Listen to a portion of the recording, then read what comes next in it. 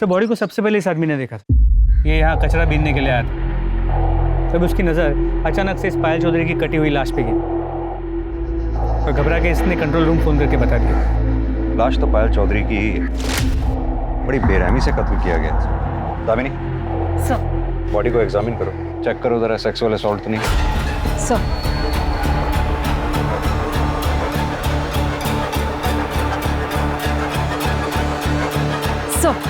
Sir body के दोनों हिस्सों पर रेप या सेक्सुअल असॉल्ट जैसा कोई निशान नहीं। सर के पीछे जो घाव है उससे ये लग रहा है कि पत्थर या किसी भारी चीज से वार किया गया।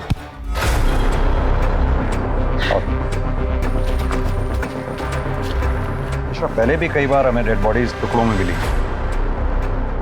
लेकिन इस बार पता नहीं क्यों अजीब लग रहा है। बॉडी को पोस्टमार्टम के लिए भेजो। सर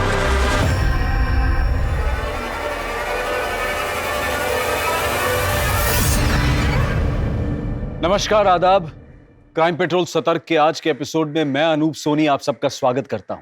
पुलिस को एक महिला की 2 भागों में लाश मिली थी, लेकिन अक्सर ऐसे केसेस में जो देखने को नहीं मिलता वो ये कि मरने वाले की पहचान सही सलामत हो। लेकिन तमाम सबूत मिटाने के बाद, जैसे कि विक्टिम का सामान, उसका मोबाइल फोन, मर्डर वेपन, कुछ भी क्राइम सीन पर नहीं मिला। लेकिन विक्टिम की पहचान छोड़ दी गई थी। ये कातिल की भूल थी या फिर कोई चाल। जिसका कत्ल हुआ वो एक मशहूर डांसर पायल चौधरी थी, जो कि दिल्ली, यूपी और बिहार में प्राइवेट पार्टीज में, इवेंट्स में और शादी ब्याह में परफॉर्म किया करती थी। आखिर पायल को इतनी बेरहमी और इतनी दरिंदगी से किसने और क्यों मारा? इस सच को जानने की कोशिश में ये केस ऐसा घूमा कि पुलिस के लिए इसे सॉल्व करना एक बहुत बड़ा चैलेंज बन चुका था। पर सबसे पहला और अहम सवाल ये था कि एक डांसर के अलावा पायल चौधरी कौन थी और उसकी कहानी क्या थी।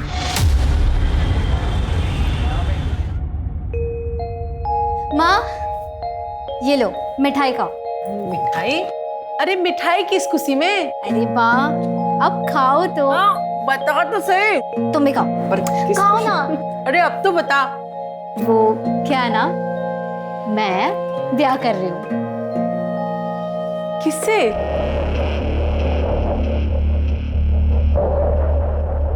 राजन शर्मा नाम है उसका। आप नहीं मिली हो माँ उससे? कुछ महीनों पहले मैं डांस इवेंट में मिली थी उससे। छोरी बुरा ना माने तो एक बात कहूँ, भले घर का लड़का थारे जैसी नाचने गाने वाली के साथ ब्याह क्यों करेगा? और यो बता, तू ब्याह करके जो घर छोड़ के चली जाएगी, हाँ? तो यूं घर कौन संभालेगा? आप लोग ना जानते हो उसे।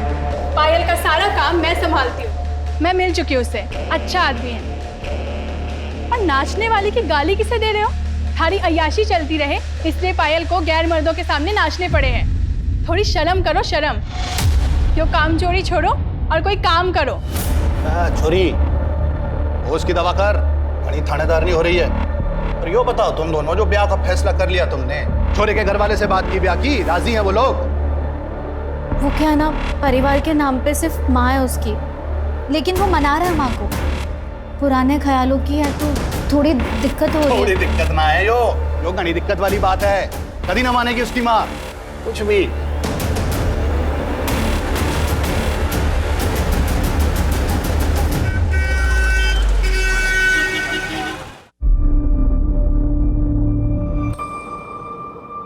क्या हुआ?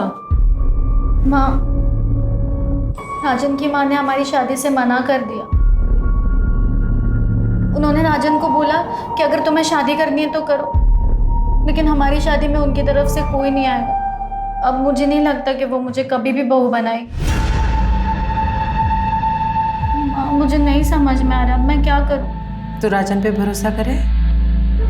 हाँ। तो फिर कर ले ब्याह। और रही माँ की बात, तो देर सवेर वो मान ही जाएगी। हमारी छोरी से ज्यादा दिन कोई नाराज रह ना सके। मेरी छोरी है इतनी अच्छी।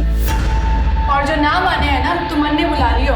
मारूंगी उस बुड्ढी को 2 मुक्के और वो खुद ही लाइन पे आ जाएगी।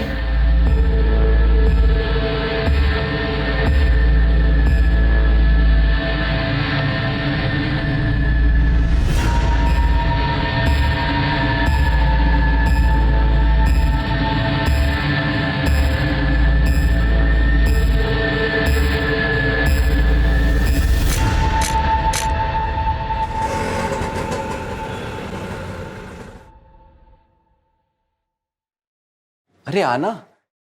ले आया नचनिया को।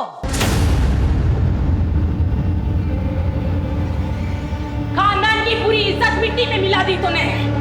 आज अगर तेरे बापू होते ना तो पहले इससे गोली मारते, फिर तुझे भी मार देते। अंदर तो आंदे, दरवाजे पे ही शुरू हो गई। हाँ, यहाँ तक तो आई है, अंदर भी आई जाएगी वो। पर आता जाता हमारी खिल्ली उड़ाएगा। देख छोरा, बाजार की हर एक चीज ना घर नहीं लाई जाती। हे राम जी, इस बुढ़ापे में काका दिखना पड़ेगा पता नहीं है।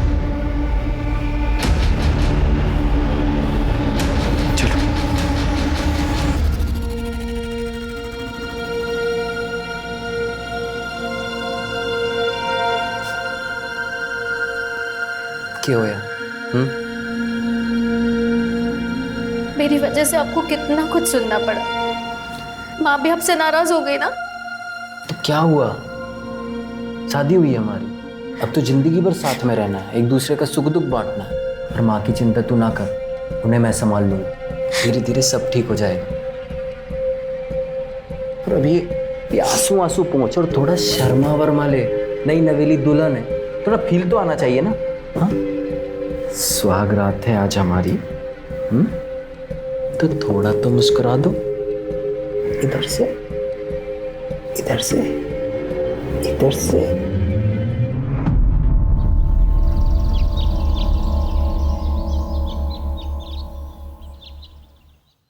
ये लीजिए आपका वॉलेट।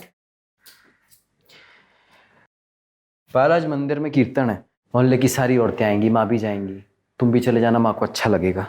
लेकिन राजन, मैं कैसे जा सकती हूँ? मेरा तो शाम को इवेंट है, मैं इवेंट नहीं कैंसिल कर सकती। इवेंट में जाना माँ को खुश रखने से ज़्यादा जरूरी है क्या? ये कैसी बात कर रहे हो तुम? तुम्हें तो शुरू से पता है ना कि मैं डांसर हूँ। तुम खुद मेरे डांस के फैन थे। सोचो, अगर तुम्हारा डांस का प्रोग्राम होता और मैं कैंसिल करती तो तुम्हें कैसा लगता? पता था तुम डांसर, तब की बात और थी, तब हमारी शादी ना हुई थी। शादी और मेरे काम का क्या लेना देना है? मेरा काम है राजन। ठीक है, जो करना है कर। लेकिन मेरी बात तो सुनो।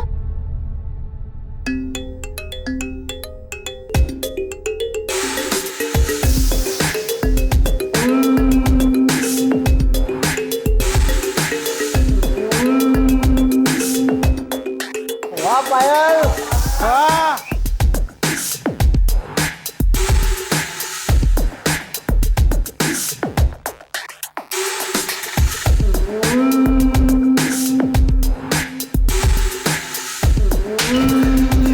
चल निकल यहाँ से। तो ठीक है ना? हाँ दीदी।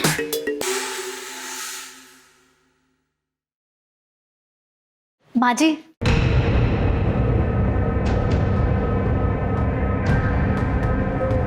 मैं ना आपके लिए मन से तोहफा लाई हूँ, आपको बहुत अच्छा लगेगा। मनने नहीं चाहिए, जो लेता होगा ना उसे जाकर दे। आप देखिए, आपको बहुत अच्छा लगेगा, सच में। एक बार देखिए। मैंने कहा ना मुझे नहीं चाहिए। तारी हराम की कमाई मनने नहीं चाहिए।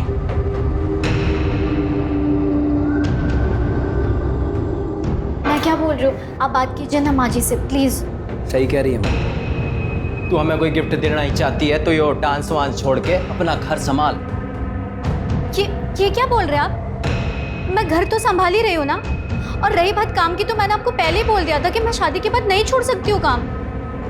काम के नाम का तो बाड़ा है।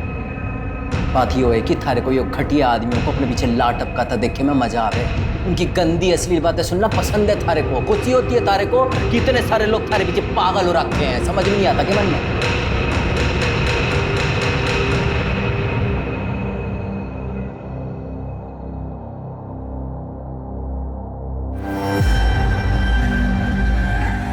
अच्छा हुआ जो ये अपने से गई। अब तू देख, मैं तेरे लिए कैसे खानदानी और सुशील बहू लाती हूँ। पूरी बिरादरी देखती रह जाएगी। राजेश शर्मा से तलाक लेने के बाद पायल वापस अपने घर लौट गई थी, लेकिन सर पायल का बाप बसे सर पायल की शादी से खुश नहीं था। इनफैक्ट वो तो शादी में शरीक तक नहीं हुआ। इसीलिए पायल जब वापस उसके घर चली गई तो उसका बाप उसे दिन रात सुनाते रहता था, काफी परेशान किया था। इसलिए पायल ने अपना एक अलग घर ले लिया। तो अपनी छोटी बहन अलका, जो उसकी मैनेजर भी है, उसके साथ वहाँ शिफ्ट हो गई। सर कुछ दिनों बाद सुधा अनीश को लेकर पायल के साथ उनके घर शिफ्ट हो गई। सर सुधा पायल और अलका की सौतेली माँ है। सगी माँ का देहांत काफी साल पहले हो चुका था और लोगों का ये कहना है कि बेसेसर उस पर बहुत ही अत्याचार करता था, इसीलिए उसका देहांत हुआ। और उनका भाई अनीश? सर अनीश अलका और पायल का सौतेला भाई और सुधा और बेसेसर का बेटा। पर अनीश का अपनी बहनों से बहुत अच्छा रिश्ता है। मिश्रा, पायल की फैमिली को इन्फॉर्म किया? हम उन्हें लोकेट करने की कोशिश कर रहे हैं। सर पायल चौधरी की पीएम रिपोर्ट। सर कल बॉडी के जो 2 हिस्से हमें मिले थे वो 2 अलग अलग लोगों के हैं। ऊपरी हिस्सा तो पायल चौधरी का ही है, लेकिन निचला हिस्सा किसी और का है। इसका मतलब बॉडी को देखकर जो अजीब हमें लग रहा था वो यही बात है। एक नहीं 2 मर्डर हुए। अब पता ये करना है कि दूसरी लड़की कौन है जिसका मर्डर हुआ। सर पोस्टमार्टम रिपोर्ट के मुताबिक ये दोनों मर्डर्स कल शाम 6 और 8 के बीच हुए। और सर पायल की मौत सर के पीछे किसी पत्थर के वार की वजह से हुई। सर के पीछे एक घाव मिला है जिसमें सूखा हुआ खून है और सर पत्थर के कुछ पार्टिकल्स भी मिले। मिश्रा, हमें जल्द से जल्द ये डबल मर्डर केस सॉल्व करना होगा। पता लगाना होगा ये दूसरी लड़की कौन है जिसका मर्डर हुआ। इन बॉडी के हिस्सों को डीएनए टेस्ट के लिए भेजो। सर एक सेकंड। हेलो, कहाँ पर? ठीक है सर, शिवपुरी में कुएं के पास एक कटा हुआ हाथ और पैर मिला।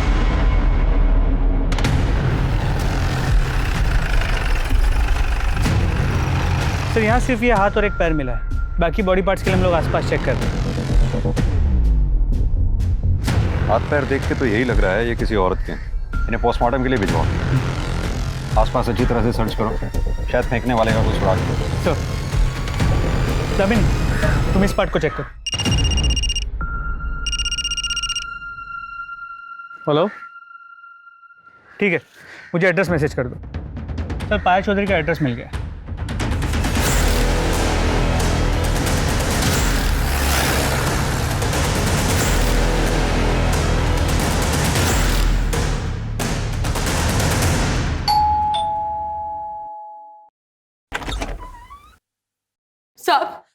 सब हमारी अलका का कुछ पता चला?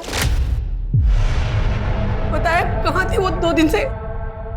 क्या अलका लापता है? हाँ साहब, 7 तारीख की दोपहर को गाड़ी लेके निकली थी, बता के भी ना गई कहाँ जा रही है। और उसके पीछे मैं मंदिर चली गई। 2 घंटे बाद आई तो अनीश ट्यूशन से आ गया था, पर अलका ना आई थी। तो हमने घड़ी देर तक उसकी राह देखी, उसको फोन भी किया पर उसका फोन स्विच ऑफ आ रहा था। जब सवेरे तक ना आई तो घबराहट के मारे जनकपुरी थाने में जाके उसकी गुमशुदगी की रिपोर्ट लिखवाई। सब हम तो कल रात में गए थे ये पता करने कि वो उसका कुछ पता चला, पर उसकी कोई खबर ना थी। साहब अलका ठीक तो है ना? आप कौन? मारो भाई से, बच्चों का मामा। देखिए, हमें एक औरत की लाश मिली, एक्चुअली बहुत की नहीं, ये ना हो सके। वो अलका नहीं माँ, दीदी ना हो सके।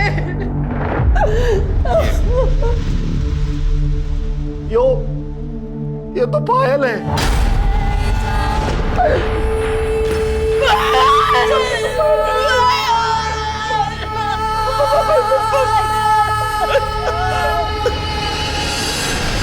पायल की लाश यहाँ सहारनपुर में मिली।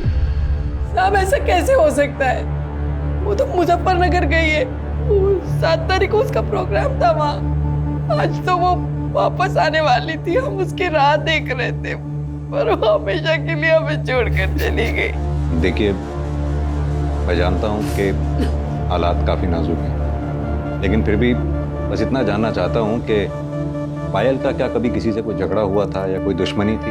सब दुश्मनी क्या होगी ऐसी नेक्चुरी की, पर आजकल शाम के साथ घने झगड़े होते थे उसके। शाम कौन? श्याम तिवारी, पायल का पति। दोनों ने मंदिर में ब्याह किया था। श्याम ने पायल से पैसों के लिए ब्याह किया था। पायल को बेवकूफ बनाकर उससे पैसे लेकर कैश में एक दुकान खरीदी थी। पायल उससे इतना प्यार करती थी, पर बाद में पता चला कि श्याम पहले से ही शादीशुदा है। रुड़की में उसके बीवी बच्चे रहते हैं। बाद में उसने रजिस्ट्रार ऑफिस में जाकर पता किया तो पता चला कि उसने दुकान तो खरीदी थी पर अपने नाम पे। इस बात पे उन दोनों में घड़ा झगड़ा हुआ। अलका को भी ये बात पता है। उसने भी तिवारी को खूब खरी खोटी सुनाई थी। पायल को मालूम था कि अलका गायब है? नहीं साहब, हमने फोन किया था पर उसका फोन बंद आ रहा था और अलका की टेंशन में फिर हम उसे फोन करना ही भूल गए। आपके पति आपकी बच्चियों से बहुत नफरत करते हैं। क्या आपको लगता है कि वो ये काम? साहब, वो वैसे ही बड़ा गिरा हुआ इंसान है। कुछ कह नहीं सकती कि वो इतना भी गिर सकता है। अनीश, तुम कुछ कहना चाहोगे जिससे हमारी मदद हो सके? मैं तो बस इतना ही कहना चाहूंगा कि पायल और अलका दी सिर्फ मेरी बहन ही नहीं, भाई बाप सब थी। ठीक है, अभी हम चलते हैं। अलका के बारे में जैसी कोई खबर मिलेगी आप लोगों को इन्फॉर्म कर दें। मिश्रा, ये जनकपुरी पुलिस स्टेशन से अलका के केस की फाइल मंगवाओ। अब ये केस हम ही देखेंगे। पता करो 7 मार्च को पायल सहारनपुर में क्या कर रही थी। वो मुजफ्फरनगर गई भी थी या नहीं? अलका की गाड़ी ढूंढवाओ। अलका और पायल दोनों के कॉल रिकॉर्ड्स और मोबाइल लोकेशन डिटेल्स निकलवाओ। और हाँ, श्याम तिवारी, इसको थाने बुलाओ पूछताछ के लिए। क्या मेरी पायल का मर्डर हो गया है? तो नहीं सर, ऐसा नहीं हो सकता सर। ओवर एक्टिंग कम कर। सर, मैं एक्टिंग नहीं कर रहा हूँ, मैं सच कह रहा हूँ। मैं पायल से बहुत प्यार करता था। अपनी पहली बीवी और बच्चों से भी ज्यादा। सर मैं मानता हूँ कि मैं शादीशुदा हूँ, लेकिन भगवान जानता है कि ये रिश्ता कब का टूट चुका था और अब तो मैं उसे कानूनी तरीके से भी खत्म करने वाला था। क्योंकि पायल के पास ज्यादा पैसा था। उसकी दुकान हड़प के भी तुझे चैन नहीं मिला। सर, ये झूठ है। मैंने उसके लिए अपने पैसों से दुकान खरीदी थी। सर, मैं कब से अपनी एक इवेंट कंपनी का ऑफिस खोलने के लिए पैसे जोड़ रहा था। अच्छा, तो तूने पायल की ब्लैक मनी से दुकान नहीं खरीदी? सर, मैं उसके पैसे से क्यों दुकान खरीदूंगा? ठीक है, तो अभी तो जा सकता है, लेकिन सहारनपुर छोड़कर कहीं मत जाइए। अपनी बीवी के पास रुड़की भी नहीं। जी सर।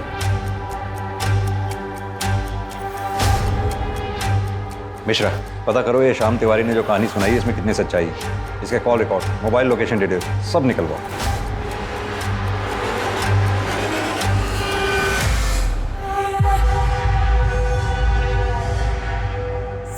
सर, अलका का फोन स्विच ऑन हुआ था। इससे पहले कि लोकेशन पता कर पाते, फोन फिर से स्विच ऑफ है। दामिनी, अलका के फोन पे नजर रखो। सर, जैसे भी हो सकता है वो मुसीबत में हो, तो शायद हम उसे बचा पाएं। सर, मुझे नहीं लगता हम अलका को बचा पाएंगे। क्यों? सर, बॉडी के जो 2 हिस्से मिले थे, ये उनकी डीएनए रिपोर्ट। इसका मतलब तो निचले पार्ट का डीएनए 50% पायल की बॉडी से मैच करता है। तो यानी वो बॉडी अलका की है? सर, रिपोर्ट से तो यही लगा। मिश्रा, एक काम करो, कुएं के पास से जो हमें हाथ पैर के टुकड़े मिले उनका डीएनए से मैच करके देखो। सर। हेलो, कहाँ? ठीक है सर, रेलवे ट्रैक के पास एक औरत का सर कटा हुआ मिला। वो उसकी पिक्चर अभी भेज रहा है। आ गई सर। ये तो अलका चौधरी है। मिश्रा, इस सर का डीएनए जंगल से मिले बॉडी के टुकड़ों से मैच करके देखो। जिसने भी ये काम किया बहुत ही शातिर खिलाड़ी है, बड़ी बेरहमी से मारा है।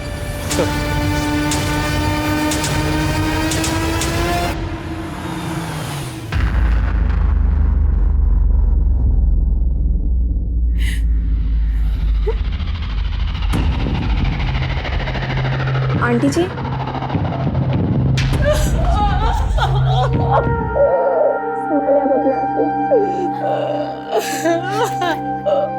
आंटी जी, मुझे तो अभी भी यकीन नहीं हो रहा है कि पायल दीदी और अलका दीदी के साथ इतना सब कुछ हो गया। कितनी बुरी मौत मारा उन दोनों को।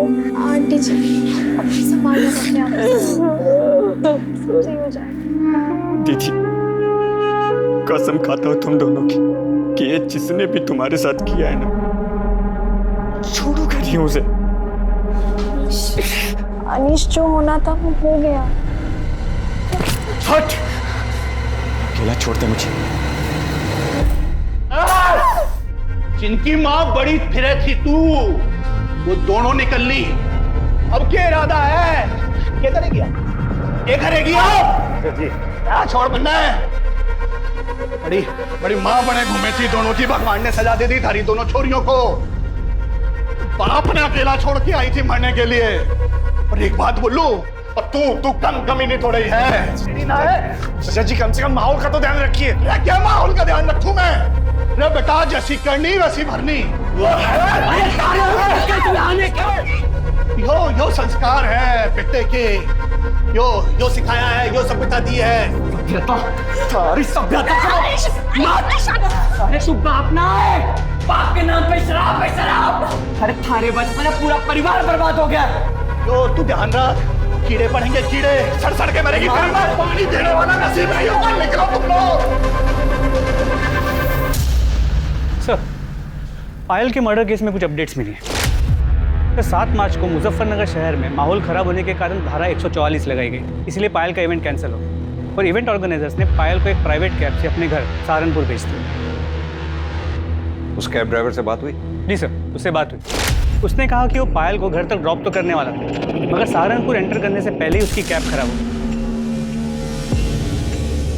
क्या हुआ भैया? मैडम शायद गाड़ी खराब हो गई। एक काम कीजिए, आप मुझे यहीं छोड़ दीजिए, मैं बस या ऑटो से चले जाऊंगी। ये लीजिए।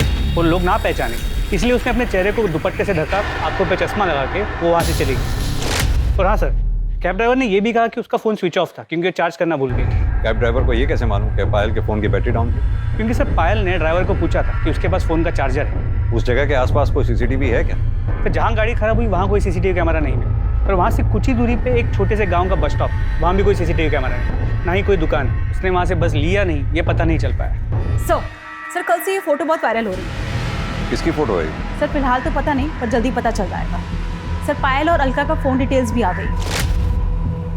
मोबाइल लोकेशन के अकॉर्डिंगली 7 मार्च शाम को 6 बजे अलका का जो लोकेशन है वो सर घर से कुछ किलोमीटर दूर का दिखा रहा है, जहाँ पे दोनों की डेड बॉडीज मिली।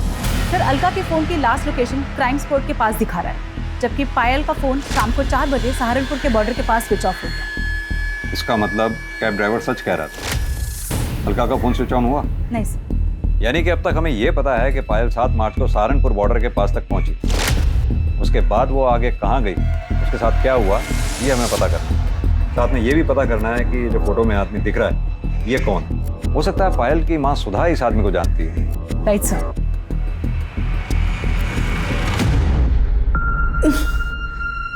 ये तो रतन सेठ है, मैं तो इसे घना भला आदमी समझती हूँ। पायल ने घना काम किया है इनके लिए, पर उसने कभी बताया ना कि ये इतना घिनौना काम भी कर सके।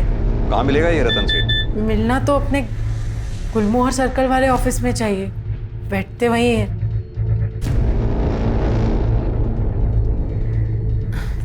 गर्लफ्रेंड से बात करें। गर्लफ्रेंड भी है तुम्हारी? जी।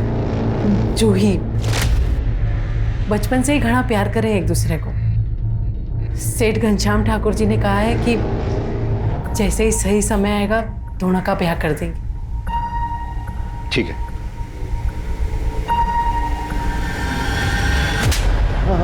साहब मैं सच बोल रहा हूँ साहब। अरे जबरदस्ती तो क्या, मैंने पायल को हाथ तक नहीं लगाया साहब। अच्छा, ये फोटो क्या शौक के लिए खिंचवाए थे? साहब ये फोटो की तो मैं क्या बात करूं, इसने तो मेरी जिंदगी बर्बाद कर दी है। मतलब? मैंने पायल के साथ में बहुत काम किया है, उसके साथ सोने के सपने देखता था, लेकिन सब होश में कभी मुझे उसके पास जाने की हिम्मत ही नहीं हुई। वो किसी को अपने पास भटकने ही नहीं देती। एक दिन जैसे ही काम खत्म हुआ तो पेमेंट लेने मेरे कमरे में आई। आओ पायल आओ, बैठो। अरे भाई आज तो तूने कमाल ही कर दिया, लोग तुम्हारे दीवाने हो गए। मुझसे तेरा नंबर मांग रहे और मुंह मांगी कीमत देने के लिए भी तैयार है लोग। नहीं नहीं सेठ जी, मुझे एक्स्ट्रा पैसे नहीं चाहिए, बस मुझे मेरे काम के पैसे दे दीजिए। बस अभी लेके आया, तब तक तू बैठ, मैं तेरे लिए जूस लेके आया। बैठ।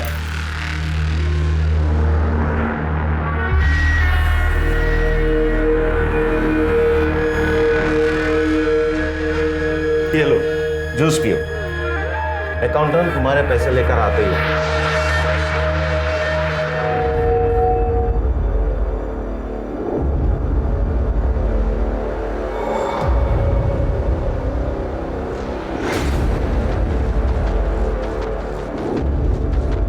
पायल, पायल, पायल,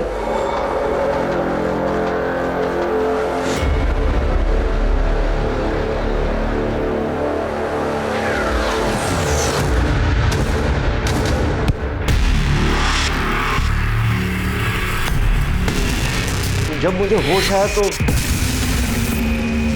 मैं बिना कपड़ों के अपने बेड पे पड़ा था। पायल आसपास कहीं नजर नहीं आ रही, तो मैं डर गया कि कहीं वो किसी को बता तो नहीं देगी, पुलिस में तो नहीं चली जाएगी। साहब फिर मैंने अपना फोन देखा तो देखा कि उसमें ये फोटो भी थी और एक मैसेज भी था कि 2 लाख रुपया दे दो वरना ये फोटो पुलिस के पास चली जाएगी। किसने भेजा था वो मैसेज और फोटो? साहब अलका ने, उसी ने मेरे सर पे मारा था जिसके वजह से मैं बेहोश हो गया। अब तक 15 लाख रुपया ले चुकी है सर इस फोटो के ऊपर। अब और पैसे ना देने पड़े इसलिए अलका को मार दिया। पायल के साथ सोने का ख्वाब पूरा नहीं हुआ, पायल को मार दिया। यही सच्चाई है ना? नहीं सर, नहीं सर, मैंने ऐसा कुछ नहीं किया। मैं किसी को क्या मारूंगा, मैं तो एक शरीफ आदमी हूँ। मिश्रा, इसे तब तक रखो जब तक ये केस सॉल्व ना हो जाए। इसके call records, mobile location detail सब निकलवाओ। अच्छी तरह से तोड़ाई करो इसकी। नहीं सर, अरे सर। डीएनए रिपोर्ट से यह साबित हो गया कि कुएं में मिला पैर पायल का था, जबकि कुएं में मिला हाथ और रेलवे पटरी के पास मिला सर अलका के शरीर के हिस्से थे। पुलिस के पास इस केस से जुड़ी कई जानकारियां थी, लेकिन फिर भी ये केस अनसुलझा था। और तभी अलका का फोन स्विच ऑन हुआ और पुलिस उस तक पहुंचने में कामयाब हुई जिसके पास अलका का फोन था। ये एक 15-16 साल का लड़का था जिसे अलका का फोन उस खेत से कुछ ही दूरी पर मिला था जहां दोनों बहनों की लाश मिली थी। इसी ने पायल और रतन की फोटो को अपने दोस्तों को भेजा था और फिर उन दोस्तों ने इस फोटो को आगे भेजकर वायरल किया। अलका के फोन की स्कैनिंग के बाद यह साफ हो गया कि रतन सच बोल रहा है। फोटो और मैसेज अलका ने ही भेजे थे और वो रतन को ब्लैकमेल कर रही थी। लेकिन तब भी इससे यह साबित नहीं होता कि रतन ने अलका और पायल का कत्ल नहीं किया था, बल्कि शक अब और गहरा हो चुका। लेकिन यह साफ था कि दोनों बहनों का कत्ल एक ही समय एक ही जगह पर किया गया था, लेकिन उनके शरीर के हिस्से पुलिस को कंफ्यूज करने के लिए अलग अलग जगह फेंक दिए गए थे। 2 जवान लड़कियों का कत्ल करके उनके शरीर के टुकड़े करना इतना आसान काम नहीं था। लेकिन सवाल यह था कि ये किया किसने था? श्याम, रतन या फिर कोई और था इन दिल दहला देने वाली दर्दनाक हत्याओं के पीछे? सर, अलका की कार सहारनपुर के बाहर हरियाणा बॉर्डर के पास मिली, जहां उसे स्क्रैप करने के लिए छुपाया गया था। मतलब जिसका भी एक काम है, काफी शातिर है, नहीं चाहता था कि गाड़ी हमें मिले। गाड़ी फॉरेंसिक के लिए भेजो। जी सर। रतन सेठ के स्टेटमेंट को क्रॉस वेरीफाई किया? जी सर। जैसे उसने बयान दिया था 6 से 8 मार्च के बीच वो दिल्ली में कॉन्फ्रेंस के लिए गया हुआ था। उस दौरान उसकी मोबाइल की लोकेशन भी दिल्ली की है और कॉन्फ्रेंस में आए कुछ लोगों को मैंने ट्रैक किया, उनसे बात की। उन्होंने कंफर्म किया कि उस दौरान रतन कॉन्फ्रेंस में ही था। हो सकता है उसने ये काम सुपारी देकर करवाया हो। सर पॉसिबल तो है, लेकिन उसके कॉल रिकॉर्ड से ऐसी कोई बात सामने नहीं आई। सर शाम की बैंक डिटेल्स आ गई।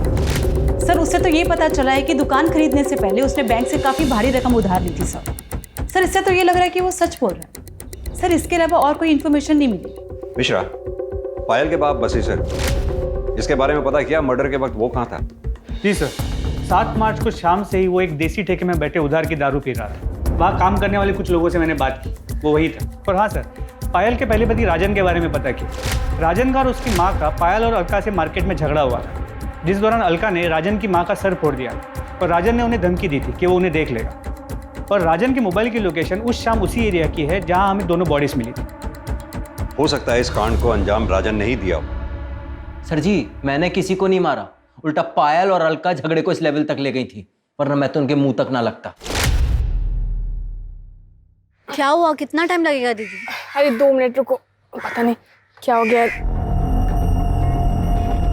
पाउडर लिपस्टिक को घर चली नचनिया, पता नहीं आज किसका घर बर्बाद। क्या बोली तू? हाँ, हमारी बहन का घर तोड़ दिया? कुछ तो शर्म कर बुढ़िया, भगवान को क्या मुंह दिखाएगी? देखो भगवान की बातें कौन कर रहा है। पूजा पाठ का नौटंकी करती है और कमीन पंती नहीं छोड़ती है। तुझे तो अलका, ये बकवास कर रही है? औकात में रहे वरना क्या? टूट जाए हमारी घर और गृहस्थी, अब मुझे कोई डर नहीं है। और क्यों सुनो मैं तुम्हारी और तुम्हारी माँ की बकवास? हमारी घर गृहस्थी हमारी माँ की वजह से ना टूटी है। थारे को ये घर गृहस्थी से ज्यादा अपना नाच गाना पसंद था। अच्छा, तो ये बात नहीं थी तेरे लिए? तुझे पता नहीं था कि ये क्या काम करती है? तब मारे छोरे ने ये सोचा था कि ये कीचड़ मारे घर में आकर पवित्र हो जाएगी। इसे एक आदमी से थोड़ी ना पेट भरता है। अच्छा नहीं किया तूने, छोड़ूंगा नहीं तेरे को, जान से मार दूंगा दोनों को। जा। उसके बाद मैं सीधा अपनी माँ को लेकर डॉक्टर के पास गया। 3 टांके आए थे माँ को। और तभी तूने तय कर लिया पायल और अलका को मारने का? देखिए सर जी, मैं मानता हूँ कि मैं उस एरिया में था, पर मैं वहाँ अपने फैमिली डॉक्टर से अपनी माँ की दवाइयाँ लेने गया था। आप चाहो तो पता कर लो। वो तो हम पता कर ही लेंगे। अभी तो तू जा सकता है, लेकिन सहारनपुर छोड़कर कहीं मत जाइए। सर, फोरेंसिक टीम ने बताया कि गाड़ी में कोई फिंगरप्रिंट्स नहीं मिले और जो भी खून के ट्रेसेस मिले वो दोनों बहन अलका और पायल के ही। यानी कि पायल और अलका का मर्डर हो सकता है कि गाड़ी में ही हुआ हो सकता है फिंगरप्रिंट्स जानबूझ के मिटाए गए। किसका काम हो सकता है? सर, ये शाम के phone record. Sir, call records के मुताबिक मर्डर के 2 दिन पहले इस शाम ने एक सुपारी के साथ गफूर को कांटेक्ट किया। पर सर, ये लोकेशन डिटेल्स के मुताबिक जिस दिन दोनों बहनों का मर्डर हुआ, शाम का फोन रुड़की से सहारनपुर के बाहर आके रुका और फिर वहाँ से पायल के घर की तरफ मूव हुआ और फिर पायल के घर से वापस रुड़की की तरफ गया, मगर अलग रास्ते से। मिश्रा, ये पायल की गाड़ी भी तो सहारनपुर बॉर्डर के आसपास ही खराब हुई थी। जी sir. Sir sir sir sir मत मारो सर सर सर सर बता रहा sir sir sir sir sir sir sir plan तो ये था कि जब 9 मार्च को पायल मुजफ्फरनगर से सहारनपुर आएगी ना, तभी उसका काम तमाम कर दूंगा और उसी दिन अलका को भी मार दूंगा। लेकिन सर अचानक से पता चला कि पायल का इवेंट ही कैंसिल हो गया।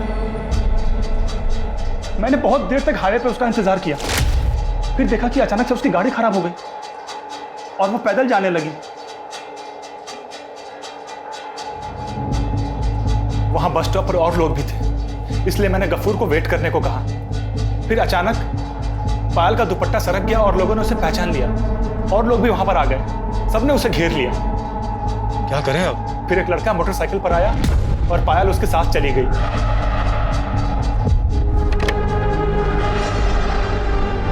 वो लड़का कौन था जिसके साथ वो बाइक पे गई थी? सर, वो हेलमेट पहन रखा था, उसकी शक्ल नहीं देख पाया मैं। बाइक का नंबर, बाइक का मॉडल, कलर कुछ तो नोटिस किया होगा? सर, मैं तो उसको मारने के चक्कर में गया था, इतना ध्यान ही नहीं गया मेरा। कहानी सुना रहा है तू हमें? सर, मैं सच कह रहा हूं, मैं उसके पीछे तक भी गया था, काफी देर तक उसका पीछा किया।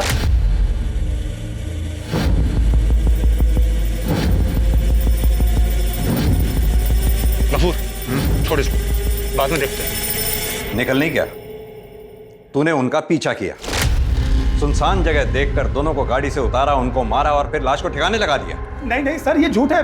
ये झूठ है? चल अब ये बता, दुकान किसके पैसे की खरीदी थी? बोल। हाँ सर, ये सच है कि वो दुकान पायल के पैसे से थी। सर, मैं क्या करता, फ्री की दुकान थी, 15,000 किराया आ रहा था, तो मैंने सोचा कि पायल का ही काम तमाम कर देता हूँ। लेकिन सर, हम ऐसा कर नहीं पाए। मिश्रा, पता करो ये शाम की बात में कितनी सच्चाई है। और हाँ, जब तक हम कातिल तक नहीं पहुंच जाते, इसे यहीं बिठा के रखो और इसके साथ ही गफूर को उठा ला। सर, अगर ये शाम निर्दोष है तो फिर ये डबल मर्डर्स किसने किया? मिश्रा, सवाल ये उठता है कि टारगेट पे पायल थी या अलका, या फिर दोनों बहनें, क्योंकि अलका का दिमाग गर्म था, उसके कई दुश्मन हो सकते हैं। और अगर ये शाम सच कह रहा है कि पायल घर पहुंची और अलका से मिली, तो ये कैसे मुमकिन हो सकता है कि घर वालों को पता ही ना चला? कहीं ऐसा तो नहीं पायल अलका से घर के बाहर मिली, बाहर से ही दोनों कहीं चले गए और फिर मार दिए गए, या फिर इस कांड में घर का ही कोई आदमी शामिल?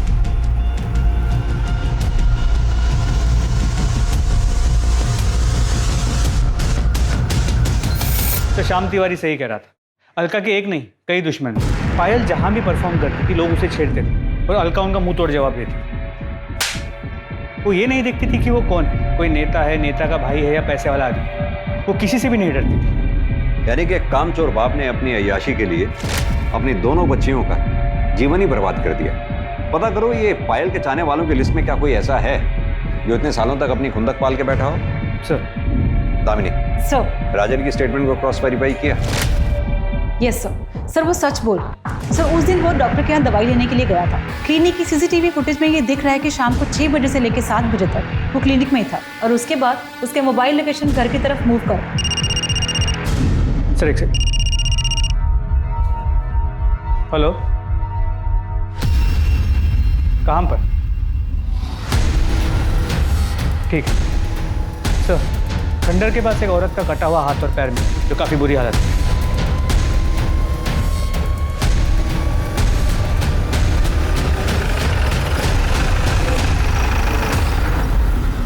पायल की बॉडी का ऊपरी हिस्सा और अलका की बॉडी का निचला हिस्सा हमें यहाँ मिला। इसका मतलब दोनों बहनों को यहाँ गाड़ी से उतारा गया और मारा गया। जाहिर सी बात है, ये स्पॉट उनके घर के रास्ते में ही पड़ता है। अब या तो कातिल उनका पहले से पीछा कर रहा था, जिसने यहाँ पहुंचकर गाड़ी को रुकवाया, दोनों बहनों को उतारा और कत्ल किया, या फिर वो कातिल बीच रास्ते में उन्हें मिला, जिसे उन दोनों बहनों ने अपनी गाड़ी में बिठाया।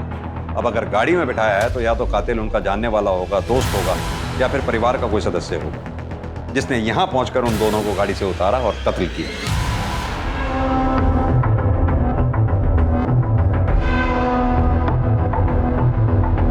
सर, अनीश अभी घर से बाहर निकला है, मैं पीछा कर रहा हूं सर।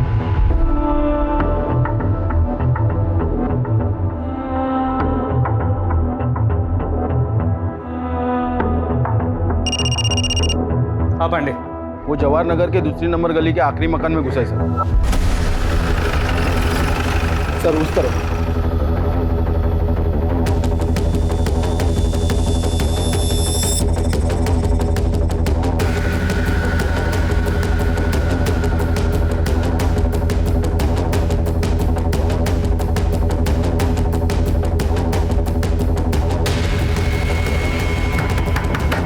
अनीश, हमें पता है तुम अंदर हो, चुपचाप बाहर आ जाओ।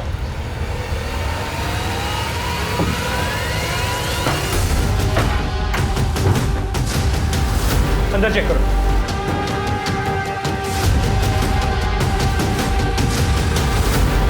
सर, अंदर कोई नहीं है।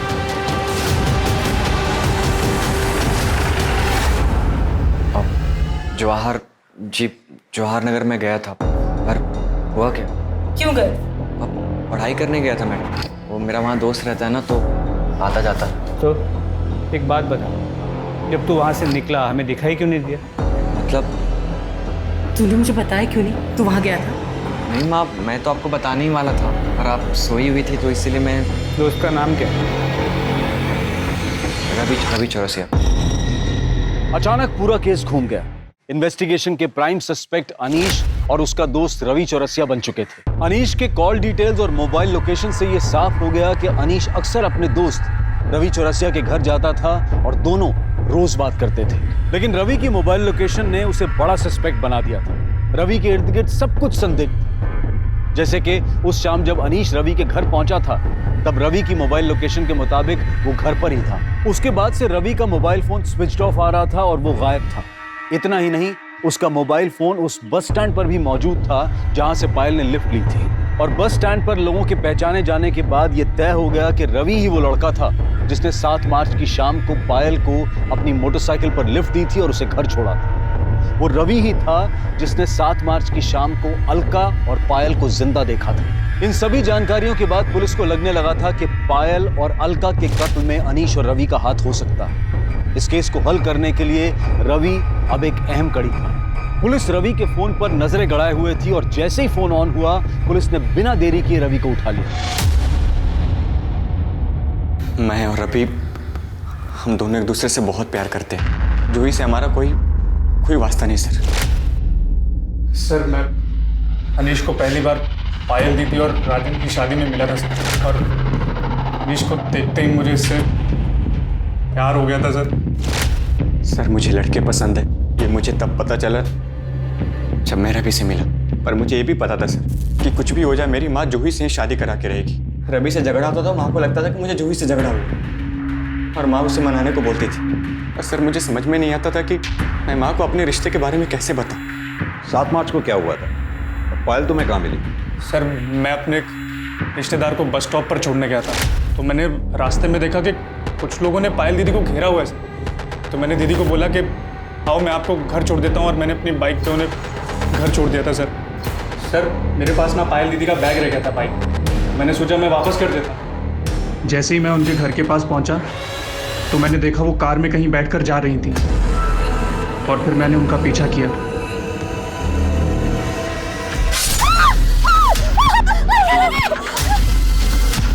ये देखकर मैं बहुत डर गया था सर।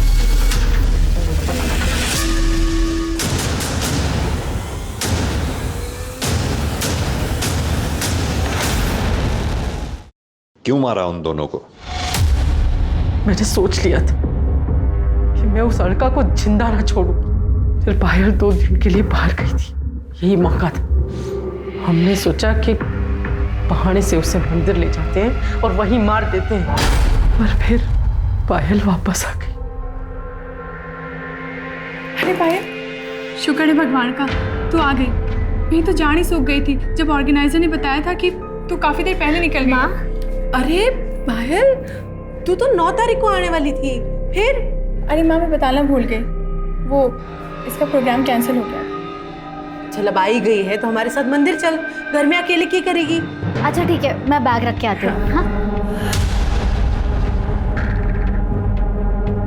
तो मैंने और भाई ने तय किया कि हम उन दोनों को मार देते। पता नहीं फिर ऐसा मौका मिले ना मिले। जब गाड़ी सुनसान जगह पर पहुंची तो मैंने बहाना बनाया, मैं बस 2 मिनट। हाँ माँ।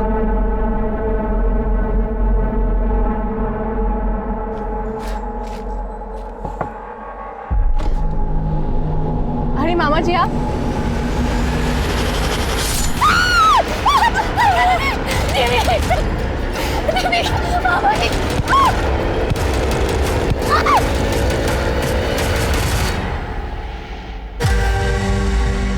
इसका तो काम हो गया, अब उस रवि को ठिकाने लगाना पड़ेगा। जी पहले इनकी बॉडी को ठिकाने लगाते हैं। मैंने अलका की बात सुन ली थी, वो अनीश और रवि को भगाने की तैयारी कर रही थी, जहाँ वो अपनी मर्जी से रह सके। चुई और अनीश के ब्याह के कितने सारे सपने देखे थे मैंने। वो अलका और छोरी की बुद्धि भ्रष्ट करने पर तुली हुई थी।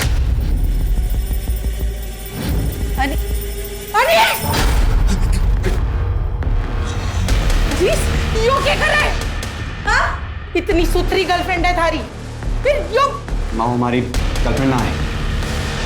आंटी आप तू तो रेडी थे सुनने सुनाने की बातें। निकल निकल। माँ, इतना हल्ला क्यों मचा रही है?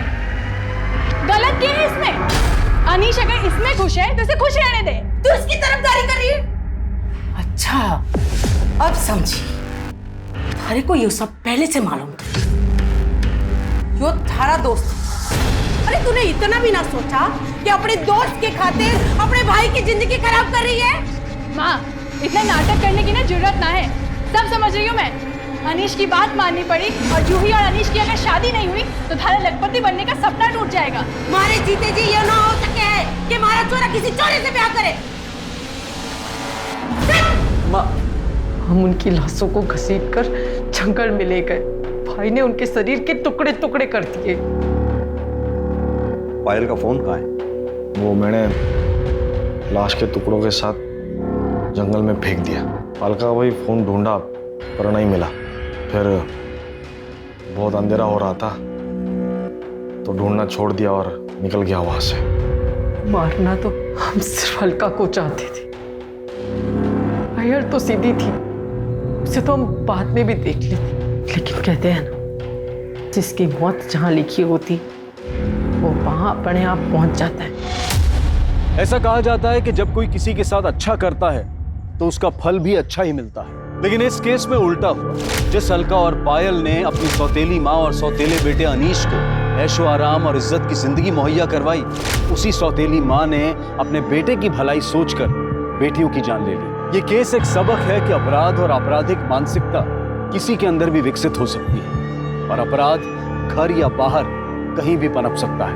अब मैं अनूप सोनी आपसे विदा लेता हूं, फिर मुलाकात होगी क्राइम पेट्रोल सतर्क में एक और नए केस के साथ। तब तक अपना और अपने परिवार का ख्याल रखें, सतर्क रहें, सुरक्षित रहें और देखते रहें क्राइम पेट्रोल सतर्क। जय हिंद। मैं भी वही हूँ जिनके इंसाफ के लिए कभी कैंडल मार्च हुए थे।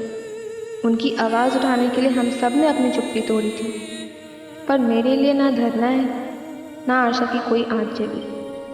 क्या मुझे कभी इंसाफ नहीं मिलेगा?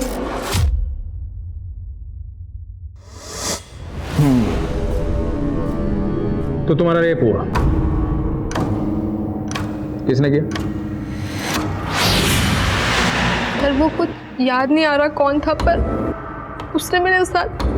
मतलब तुम कह रही हो कि तुम्हारा रेप हुआ और तुम्हें नहीं मालूम किसने की?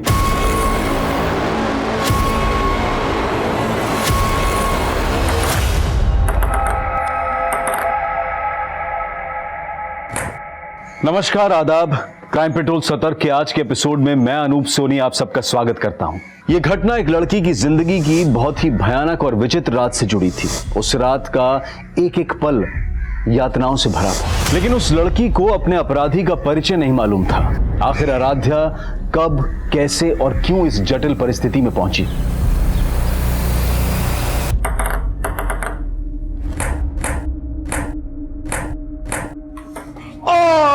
And Aaradhya, you win the game. Nice shot. ए नहीं ना, क्या कर रही हो तुम? थोड़ा एनर्जी रखो ना आराध्या, आई लाइक इट। लेकिन गेम है ना, इतना लंबा नहीं चलना चाहिए, थोड़ा इंप्रूवमेंट करो। और देखो क्या है, ये बैकहैंड है ना, ये बैकहैंड को हम ये ऐसा पकड़ा हमने और ये हमने ये स्ट्रोक दिया, समझिए, ये स्ट्रोक दिया। नहीं ना, देखो तुम्हारा क्या होता है, तुम एनर्जी नहीं रखती, तुम्हें फोर्स होना चाहिए। हाँ, ये जो स्ट्रोक है ना, ये इस तरह से, ये ऐसे।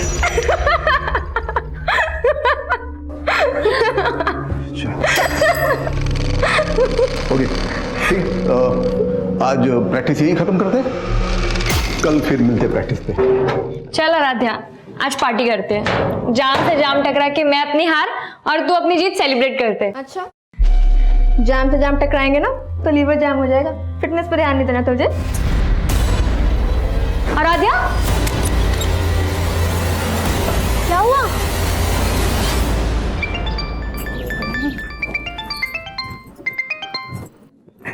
हाँ जी बोलो। 5 बज रहे हैं और आराध्या अभी तक घर नहीं आई। अच्छा, तो आपके बेटे ने आराध्या की आपको सारी खबर दे दी? हाँ, तो भाई है तो फिक्र तो होगी ना उसको। और तुमने माँ की क्या किया, उल्टा उसको क्लब का मेंबर बनवा दिया और तब से पैर नहीं टिकते उसके घर पे। अरे भगवान ने इतनी टैलेंटेड बच्ची दी है तो ऊपर वाले का शुक्रिया अदा करो, और ये रोक टोकना अच्छी बात नहीं है। तो अब कहाँ पे झंडे गाड़ रही है? देखो, लीवर की फिक्र होना तो ठीक है, लेकिन दिल का भी ख्याल रखना चाहिए। मौसम देखो यार कितना अच्छा है। ये लो। बस तल्ली नहीं होना, मुझे घर भी तो जाना है। ओ हेलो, हमें कौन सा शमशान जाना है? बारिश है, बियर है, तुझे और क्या चाहिए? चल अब आइए ना, तो अच्छे से एंजॉय करके जा। एंजॉय तो तब करूंगी ना जब कंट्रोल में रहूंगी। कंट्रोल? अरे मैं हूँ ना, मैं करता हूँ तुझे कंट्रोल। आजा। नहीं पीना यार, प्लीज। आजा। सुपर हीरो तो होगा नहीं जो ये छत से कूदने के जीन्स आ गए तेरे अंदर है। चिल कर यार, मैं तो बस ये कह रहा था कि ये रिस्की खेल बंद कर एंड हैव सम फन। चल देख। ओ हेलो, तू बड़ा ब्लश कर रही है, जानती है क्या उसे? जानती तो नहीं, पर लड़का जानने लायक है। अपने बॉयफ्रेंड के सामने फ्लर्ट कर रही है। आज तू पीने के लिए ब्लैकमेल कर रहा था, कल को जीने के लिए ब्लैकमेल किया तो तेरे साथ रिस्क बहुत है, समझा? कोई रिस्क नहीं है पापा, आप तो ऐसे डर रहे हैं जैसे दूसरी लड़कियां जॉब ही नहीं करती। होटल में वेटर का काम करके बड़ा नाम रोशन कर रही मेरा, और रोज रात को 12-12 बजे तक घर आती है। देख मंजू, ये सब नहीं चलेगा। पापा, आप खुद तो मेरी पढ़ाई का खर्चा उठा नहीं पाते, अब क्या मैं खुद की पढ़ाई के लिए पार्ट टाइम जॉब भी नहीं कर सकती? बोल तो ऐसे रही है जैसे तुझे अनपढ़ छोड़ रखा है मैंने। बीए करवा दिया ना, अब इसके आगे ना तो पढ़ाई करेगी ना जॉब करेगी, समझी?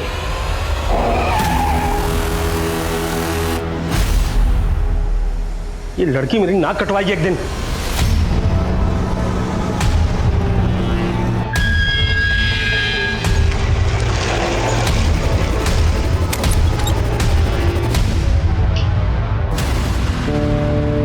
हेलो पापा,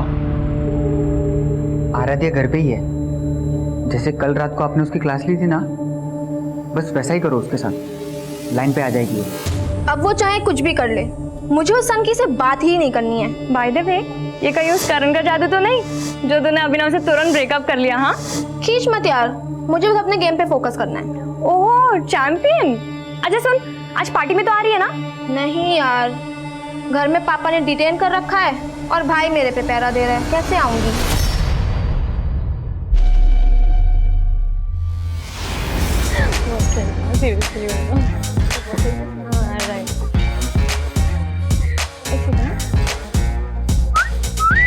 वाह क्या बात है।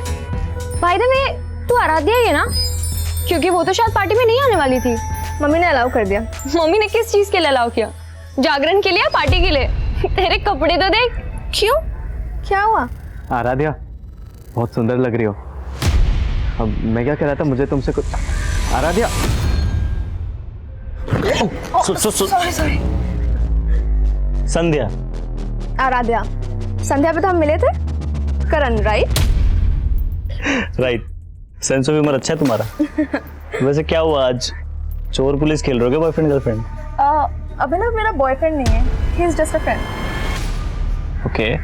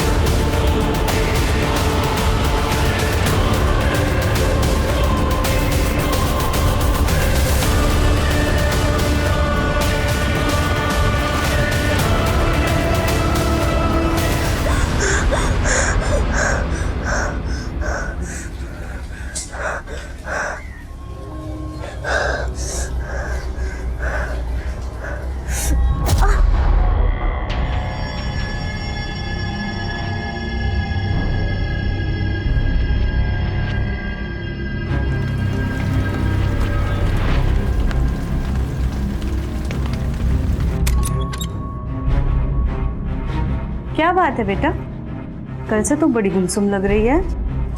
माँ वो कुछ नहीं, बस थोड़ी तबीयत ठीक नहीं है।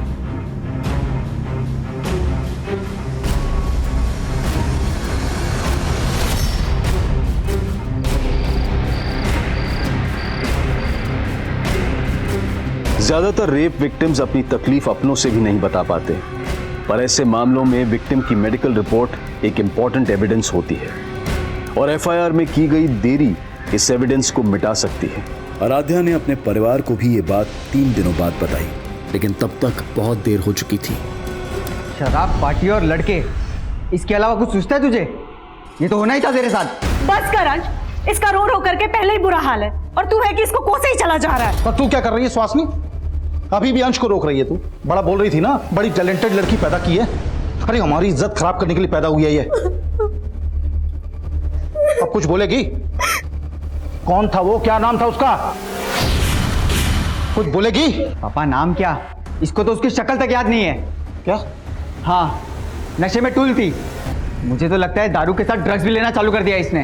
ड्रग्स नहीं लिया था मैंने, बस थोड़ी सी बियर पी ली थी। ऐसे बोल रही जैसे बहुत महान काम किया इसने। हाँ मैंने गलती की पापा, पर उसका मतलब ये नहीं कि कोई भी मेरा रेप कर देगा। 3 दिन से इसीलिए चुप थी कि मुझे पता था आप मुझे गलत समझोगे, और जिसने गलत किया है उसे कोई भी नहीं कोस रहा है। अरे तो कोसने के लिए कोई होना चाहिए ना। अब वो जो भी है उसे पुलिस ढूंढेगी। हाँ हाँ, तू तो बड़ी मिनिस्टर की बेटी है, पुलिस तेरे इशारे पे काम करेगी। क्या बोलेगी पुलिस को तू? तुझे उसका नाम, उसकी शक्ल कुछ तो याद नहीं है, तो चुपचाप घर पे बैठ, कहीं जाने की जरूरत नहीं है।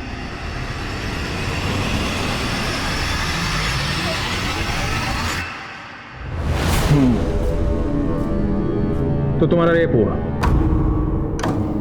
किसने किया?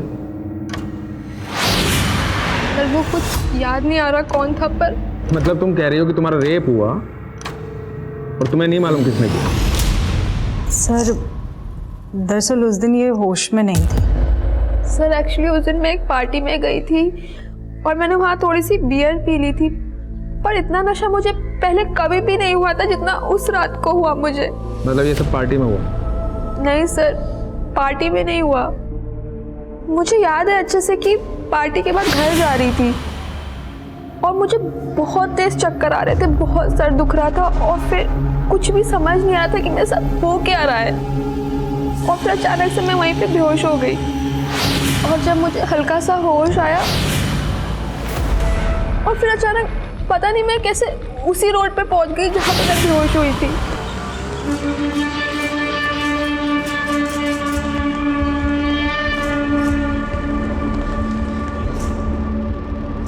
फिर मैंने रियलाइज किया कि मुझे पेट में दर्द हो रहा है, कुछ समझ ही नहीं आ रहा था। फिर मुझे एक टैक्सी दिखी और मैं टैक्सी लेके घर चली गई। कब हुआ है सब? 4 दिन पहले। मतलब तुम्हारा रेप हुआ आराध्या और तुम्हें यहाँ आने में 4 दिन लग गए? सर मैं नहीं समझ पा रही थी कि मैं कैसे आपको ये सब बताऊंगी। मतलब तुम कंफ्यूज थी? कहीं ऐसा तो नहीं कि होश आने और होश जाने के बीच में जो तुम्हारा रेप हुआ जो तुम बता रही हो ये सब वाकई में एक सपना हो? नहीं सर, मेरा ये कोई सपना नहीं था, मेरा सच में रेप हुआ है। अरे तो मान लेते हैं रेप हुआ है, पर रिपोर्ट बताओ किसके खिलाफ लिखूं, बोलो।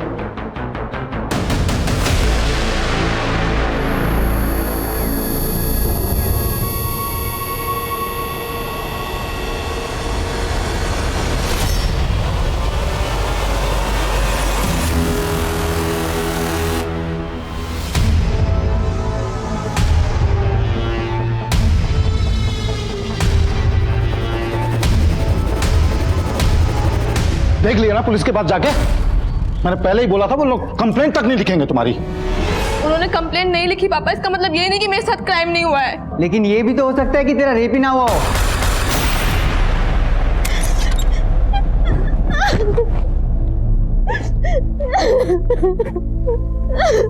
बस बस कर, चुप हो जा। अंश और तेरे पापा कुछ भी बोले, लेकिन मैं तेरी लड़ाई लड़ूंगी। लेकिन बेटा तुझे याद करना होगा कि वो कौन था। ध्यान से सोच, शायद तुझे उसकी शक्ल याद आ जाए। अच्छा ये याद कर कि तू उस दिन उस सड़क से उस कमरे तक कैसे पहुंची? तू खुद से गई थी या तुझे कोई जबरदस्ती लेकर के गया था? ओके ठीक है, बाय। आई बैठी, आ जाओ बेटा, बैठ। सर जब से ये सब हुआ है तब से ये बहुत सदमे में है। मैं समझ सकता हूं बेटा, डरने की जरूरत नहीं। तुम्हारे साथ जो कुछ भी हुआ है हमें ठीक से बताओ।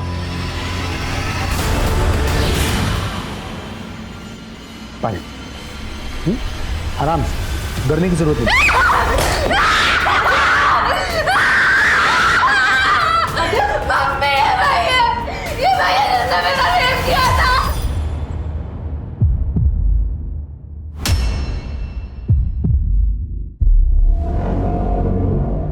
क्या बोल रही है? सॉरी सर, ये बहुत डिस्टर्ब है जब से ये सब कुछ हुआ है।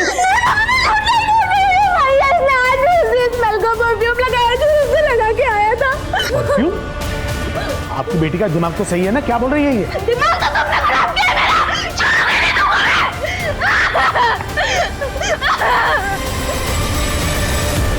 आराध्या कह रही थी कि उसे उस आदमी का चेहरा तक भी याद नहीं है जिसने उसके साथ बलात्कार किया था, और अब परफ्यूम की स्मेल की दलील देकर एक एसएसपी पर गंभीर आरोप लगा रही थी। क्या यह आराध्या का कोई भ्रम था या फिर उसके आरोपों में वाकई कोई सच्चाई थी? लेकिन उसके आरोपों ने पुलिस महकमे में हलचल पैदा कर दी थी, क्योंकि ये बातें न्यूज चैनल्स की हेडलाइंस और अखबारों की सुर्खियां बन चुकी थी। इन आरोपों से पुलिस डिपार्टमेंट की काफी बदनामी हो रही थी। इसके बाद एसएसपी अजीत सिंह ने अपने पद से खुद ही इस्तीफा दे दिया और अपने ही खिलाफ जांच का समर्थन करने लगे।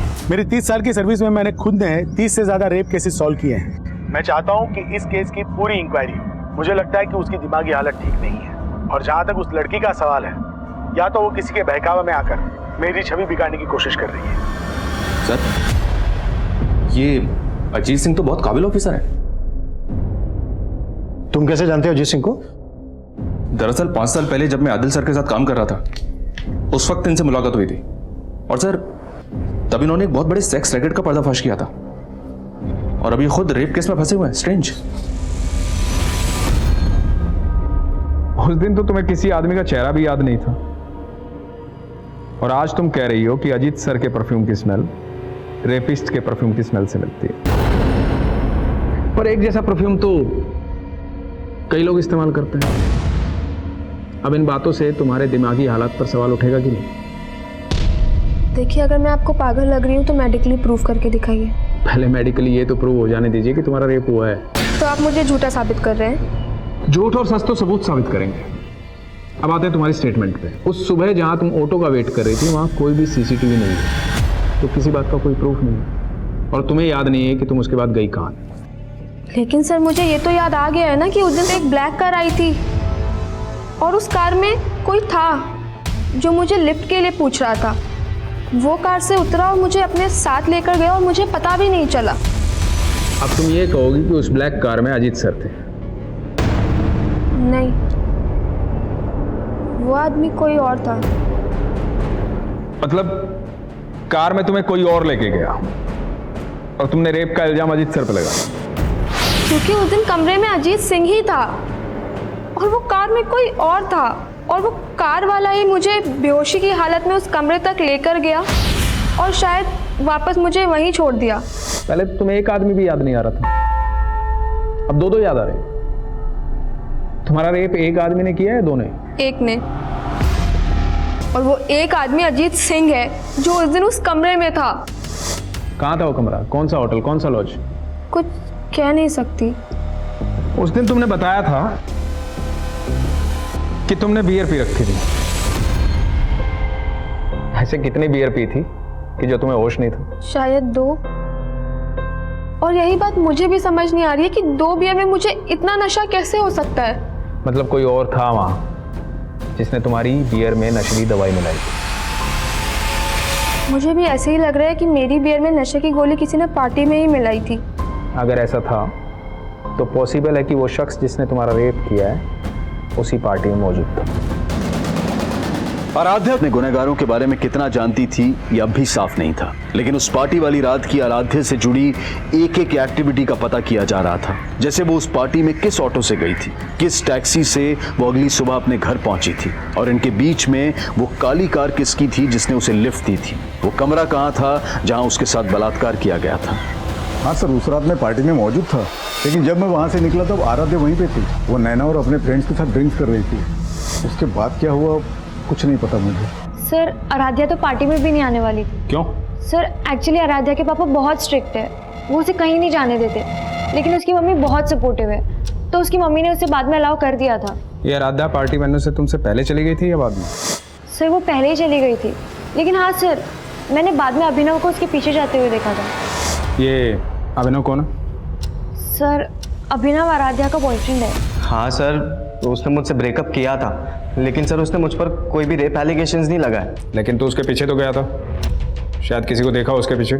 सर मैं उसके पीछे गया था, लेकिन इससे पहले कि मैं उससे बात करता मेरे दोस्तों ने मुझे रोक लिया। आप चाहे तो उनसे पूछ सकते हैं। और आराध्या से तो मैं मिला तक नहीं था सर, वो पूरे पार्टी में करण के साथ ही थी। करण? सर मैं उस रात सिर्फ दूसरी बार मिला था आराध्या से सर। हाँ लेकिन सर मुझे ऐसा फील हो रहा था सर वो अपने बॉयफ्रेंड अभिनव को जलाने के लिए बार बार मेरे पास आने की कोशिश कर रही थी सर, लेकिन सर मैंने उसे साफ क्लियर कर दिया था कि मैं अभी किसी और के साथ हूँ सर। ठीक है, तुम जा सकते हो। Thank you sir. सर उस टैक्सी वाले का पता चल गया जिसने उस सुबह आराध्या को घर पे छोड़ा था।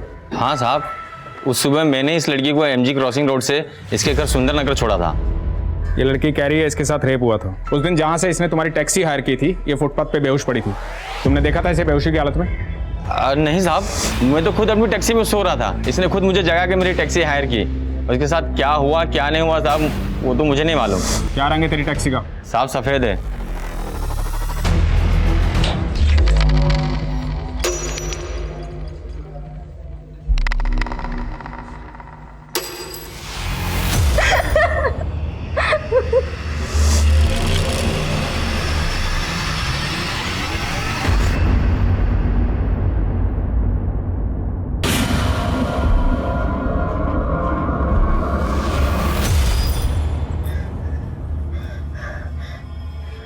याद आया मम्मी, उस घर का मेन गेट का कलर ब्लू था जहाँ पे मुझे वो ब्लैक कार लेके गई थी। Blue colour? पर बेटा पुलिस ने कंफर्म किया है अजीत सिंह के बंगलों का मेन गेट ब्लू कलर का नहीं है।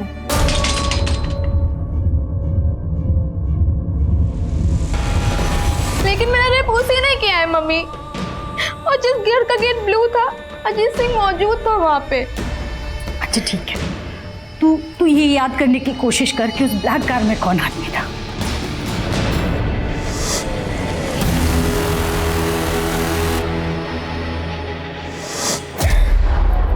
याद आया कौन था ब्लैक कार में?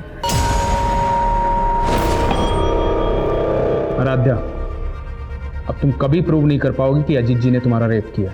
मतलब अब आप वो कर रहे हैं जो वो आपसे करवा रहे हैं। अब तुम मुझे समझाओगी मुझे क्या करना चाहिए और क्या नहीं करना चाहिए? सर नाराज मत होइए, बच्ची है, नादानी में बोल गई। नादान बहुत पहुंची हुई चीज है ये। टेबल टेनिस कंपटीशन में नॉमिनेशन के लिए आराध्या की सिफारिश लेकर तुम गई थी अजीत जी के पास, क्योंकि वो तुम्हारे फ्रेंड की जान पहचान के हैं। सुहासिनी जी, मैं ऐसी कोई सिफारिश नहीं करूंगा। आपकी बेटी को क्लब में फ्री ट्रेनिंग दिलाने के लिए मैंने सिफारिश कर दी थी, लेकिन वो कंपटीशन में सिलेक्ट होगी या नहीं ये सिर्फ उसका गेम डिसाइड कर सकता है, मैं नहीं। बात नहीं बनी तो बदनाम करने की कोशिश की। सर क्या कह रहे हैं आप सर? उस रात आप अपनी बेटी को पार्टी में नहीं भेजना चाहते थे ना? जी सर, लेकिन तुम्हारी बीवी ने भेजा जबरदस्ती, क्योंकि नहीं भेजती तो ये खेल कैसे रचती? खेल तो मेरी बेटी की जिंदगी के साथ हुआ है सर। आपको पता है उस दिन वो काली कार में कौन आया था, कौन इसको लेकर के गया था? करण सिंह, अजीत सिंह का बेटा। लिफ्ट चाहिए क्या तुम्हें? तो अपनी दलील को पुख्ता करने के लिए अजीत जी के बेटे को फ्रेम कर रही हो तुम। कोई नहीं सुनेगा तुम्हारी कहानी। मतलब मेरा रेप आपको अब कहानी लग रही है? बहुत कहानी है तुम्हारे पास। मेडिकली प्रूव हो चुका है कि तुम्हारे साथ कोई जबरदस्ती नहीं हुई, और सेक्सुअली एक्टिव तो तुम पहले से थी ना। क्या कह रहे हैं सर आप? कुछ भी बोले जा रहे हैं? पूछो अपनी बेटी से, अपने एक्स बॉयफ्रेंड अभिनव के साथ इसके फिजिकल रिलेशन थे या नहीं? सच क्यों नहीं बोल रही? हाँ, बन गए थे अभिनव के साथ मेरे रिलेशन, लेकिन 19 मार्च की सुबह मेरा रेप हुआ था और अजीत सिंह ने ही मेरे... वो उस दिन इंदौर में थे ही नहीं। मैं वहां नहीं था जहां उस लड़की का रेप हुआ, बल्कि मैं यहाँ से 300 किलोमीटर दूर भोपाल के नुसरतगंज में था। एक शादी अटेंड कर रहा था, मेरी भतीजी की शादी की फोटोग्राफ है, इसमें मैं ठीक से नजर आ रहा हूँ, देखो।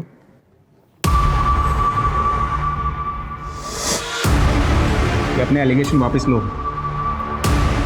तो इस केस में उल्टे बुरी तरह फंस जाओगे।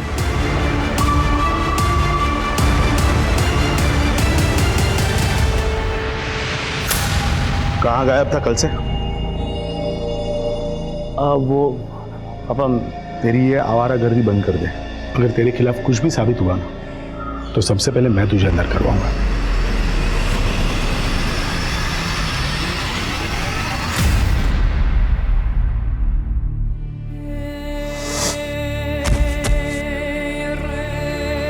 तुम लोग ओवररिएक्ट कर रहे हो, ये भी तो हो सकता है कि कोई... आराध्या, आराध्या,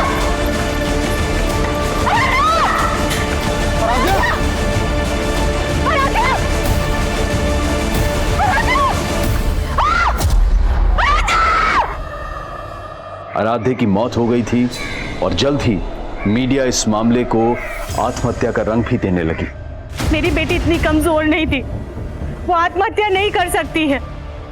उसको तो हाइट का फोबिया था, ऊंचाई से नीचे देखते ही उसको चक्कर आने लगते थे, तो फिर वो खुद कूद कर अपनी जान कैसे दे सकती है? उसको जरूर किसी ने धक्का दिया था, उसकी हत्या हुई है। मैं इस केस में सेंट्रल इन्वेस्टिगेशन एजेंसी की जांच की मांग करती हूँ। आराध्या की मां द्वारा की गई मांग को मीडिया ने इतना बढ़ावा दिया कि आखिरकार ये मांग स्वीकार कर ली गई और ये केस इन्वेस्टिगेशन डिपार्टमेंट को सौंप दिया गया। आप लोगों का कहना है कि आराध्या को ऊंचाई से डर लगता था, इसके बावजूद वो टेरेस पर अकेले गई। क्यों गई होगी वो टेरेस पर? सर ऐसे ही गई थी, लेकिन कभी भी वो मुंडेर के पास नहीं जाती थी। आप लोग कहाँ थे उस वक्त? हम सब लोग यहाँ नीचे थे, और तभी अचानक से आराध्या की चीखने की आवाज सुनी और जाकर के देखा तो सर अगर आराध्या खुद कूदी होती तो फिर वो चीखती क्यों?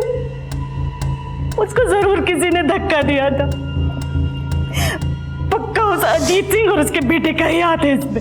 आप लोगों के कहने का मतलब है कि एसएसपी अजीत सिंह और उनके बेटे करण ने किसी को आपके टेरेस पर भेजा, उसने आराध्या को धक्का दिया। लेकिन आप लोगों के घर पर होते हुए आपके टेरेस पर कौन आ सकता है?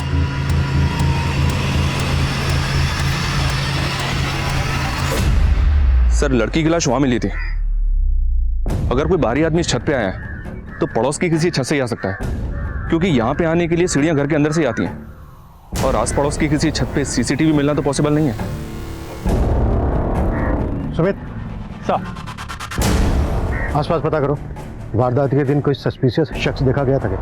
साहब, मनीष, सबसे पहले हमें यह पता करना होगा कि आराध्या का रेप और मर्डर केस क्या दोनों आपस में कनेक्टेड है या फिर दोनों केसेस अलग अलग हैं? लेकिन सर, इस केस की इन्वेस्टिगेटिव टीम का तो यही मानना है कि आराध्या का रेप ही नहीं हुआ और मेडिकल रिपोर्ट से भी ये कंफर्म नहीं हुआ है। मेडिकल रिपोर्ट से तो तब कंफर्म होता ना जब रेप के तुरंत बाद उन्होंने आराध्या का मेडिकल करवाया होता। उन्होंने रिपोर्ट ही 4 दिन के बाद फाइल करवाई थी।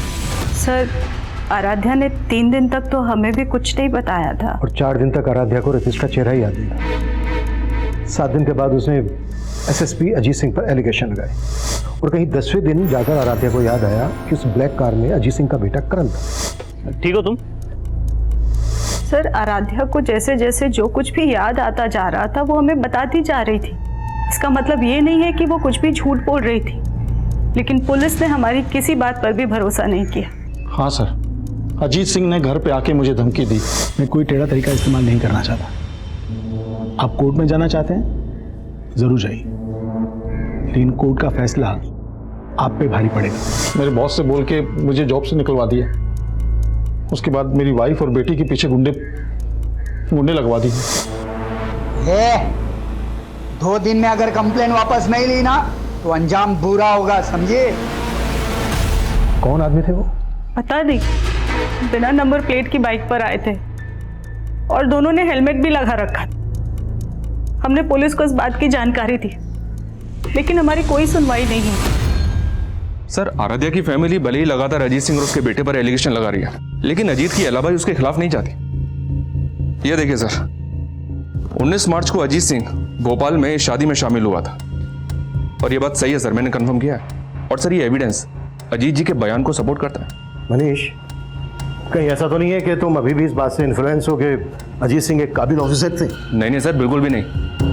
मैं सोच रहा हूँ कि अगर सच में अजीत सिंह इस केस में इन्वॉल्व है तो अजीत सिंह जैसा काबिल ऑफिसर अगर इस तरह का कोई क्राइम करेगा तो वो इतनी सफाई से करेगा कि किसी का हाथ उसके कॉलर तक ना पहुंच पाए। हो सकता है ये जो अलीबाई के प्रूफ है ये अजीत सिंह के दाव पेच हो। लेकिन सर, अगर ये कोई दाव पेच है तो अजीत सिंह 19 मार्च के इस फोटो में क्यों दिख रहे हैं? वो वेडिंग पार्टी चली होगी 18 मार्च की रात से 19 मार्च की सुबह तक, और 19 मार्च की रात कोई 12 साढ़े 12 बजे से लेकर सुबह 6 बजे तक आराध्या गायब थी। मनीष, ये भी तो हो सकता है उसी रात लेट नाइट अजीत सिंह भोपाल से इंदौर आ गया। लेकिन 19 तारीख की रात तक अजीत जी का फोन भोपाल में एक्टिव था, तो क्या ये भी कोई दावपेच का हिस्सा हो सकता है सर? ये दावपेच किसका है ये पता लगाने के लिए हमें सबसे पहले उस घर का पता लगाना होगा जिसके लिए आराध्या ने कहा था कि उसमें उसका रेप हुआ। आराध्या ने स्टेटमेंट दी थी कि उस घर का गेट नीले रंग का था, लेकिन पुलिस ने उस घर को ढूंढने की कोशिश ही नहीं की। लेकिन हमें ढूंढना है। Sure sir. उस ब्लैक कार की क्या अपडेट है? As per the Aaradhya's statement Ajit Singh के बेटे करण ने ब्लैक कार में ही उसको लिफ्ट दी। ठीक हो तुम? लेकिन आराध्या ने जहां से लिफ्ट ली थी उस जगह पे कोई सीसीटीवी नहीं है और रिकॉर्ड से भी ऐसा कुछ पता नहीं चला है कि करण के पास कोई ब्लैक कलर की कार हो। ठीक है, शुरुआत अजीत सिंह के बेटे करण से ही करते हैं। बुलाओ करण को पूछताछ के लिए। सर, मैं उस रात पार्टी वेन्यू के बाहर आराध्या से मिला ही नहीं सर, और ना ही मेरे पास कोई ब्लैक कलर की कार है। सर, मैं खुद शॉक्ड हूं। पहले तो उसने मेरे पापा पे एलिगेशन लगाए और अब मुझे घसीट रही थी। अब तुम ये कहोगे कि उसने तुम्हारे पापा पर एलिगेशन इसलिए लगाए थे क्योंकि तुम्हारे पापा ने टेबल टेनिस कंपटीशन के लिए उसकी सिफारिश नहीं की थी। ऐसा पापा को लगता है। हो सकता है वजह कुछ और हो। क्या वजह हो? ऐसा कहना नहीं चाहिए लड़की के बारे में, पर वो मुझसे अट्रैक्टेड थी सर। वो फिजिकल होना चाहती थी मेरे से।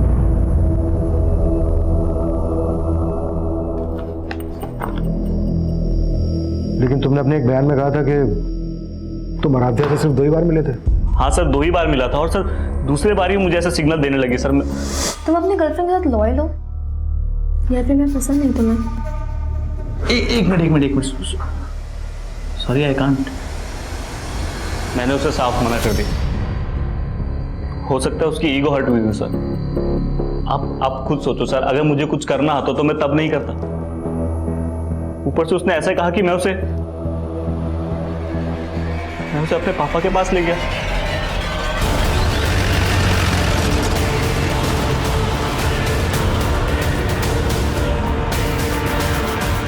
अजीत सिंह और उसका बेटा करण सिंह भले ही इस केस के प्राइम सस्पेक्ट थे, लेकिन इस केस में अभी बहुत कुछ था जो सामने नहीं आया था। जैसे कि आराध्या की मौत के पीछे का राज क्या था, वो नीले गेट वाला घर अगर था तो कहां था, वो काली गाड़ी अगर करण की नहीं थी तो किसकी थी, और उस रात पार्टी में मौजूद लोगों से भी इन्वेस्टिगेटिंग डिपार्टमेंट अपने तरीके से पूछताछ कर रही थी। और उस टैक्सी वाले को भी फिर से तलब किया गया जिसने आराध्या को रेप के बाद उसे उसके घर छोड़ा था। हाँ साहब, मैं मानता हूँ उस सुबह मैं MG रोड क्रॉसिंग पे था, लेकिन मैं अपनी टैक्सी में सो रहा था और मैंने उस लड़की को तब देखा जब वो मेरी टैक्सी हायर करने आई। उस वक्त हालत कैसी थी उसकी? हालत तो ठीक नहीं थी साहब, वो बहुत ज़्यादा डरी हुई लग रही थी।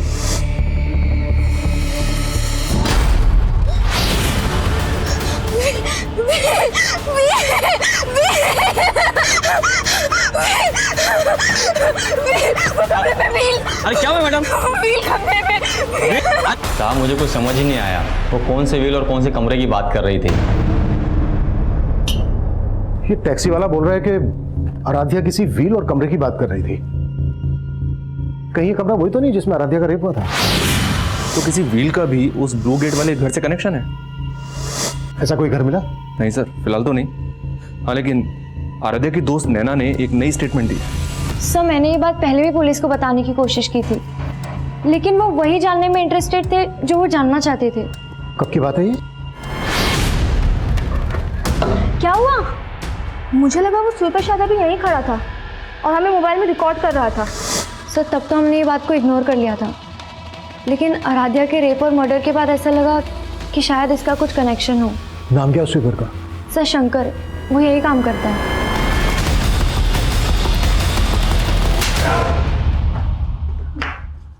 मैंने क्या किया सर?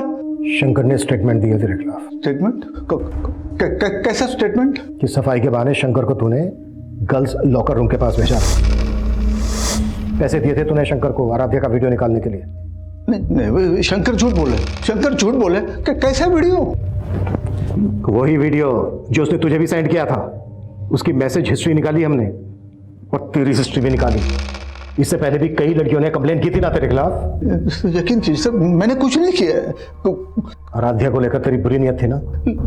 मैंने शंकर को पैसे दिए थे वीडियो रिकॉर्ड करने के लिए, लेकिन आराध्या के साथ मैंने कोई गलत काम नहीं किया सर। इसी वीडियो के बल पे तू ब्लैकमेल कर रहा था ना आराध्या को? तू नहीं रेप किया ना आराध्या का? तेरे ही कहने पर आराध्या एसएसपी अजीत सिंह और उसके बेटे करण पर एलिगेशन लगा रही थी ना? नहीं सर, मैंने ऐसा कुछ नहीं किया सर, मैंने नहीं किया। ऐसा नहीं किया सर, ये सुधाकर तो वहीं का वहीं अटका हुआ है। करण और अजीत से भी इसके ऐसे किसी इशू का पता नहीं चला है जिससे लगे कि सुधाकर की ब्लैकमेलिंग की वजह से आराध्या करण और अजीत पे एलिगेशंस लगा रही थी। मनीष, ये सिर्फ मेरी थ्योरी है। इसका मतलब ये नहीं है कि अजीत सिंह और उनके बेटे करण को मैं शक के दायरे से बाहर कर रहा हूं। सर, एक थ्योरी मेरी भी है। अगर हम लोग ये मान लें कि आराध्या की संदिग्ध मौत और उसका रेप केस दोनों अलग अलग हैं, तो हम आराध्या की फैमिली को क्लीन चिट नहीं दे सकते। आराध्या का भाई और फादर तो चाहते ही नहीं था कि आराध्या केस फाइल करे। वो तो आराध्या ने फोर्स किया तो अंत में जाकर केस फाइल हुआ। और शायद इसीलिए आराध्या को छत से गिराकर मार दिया गया। सिर्फ इस थ्योरी के बेसिस पे हम इनको इंट्रोगेट नहीं कर सकते। देखो कुछ मिलता है क्या इनके खिलाफ?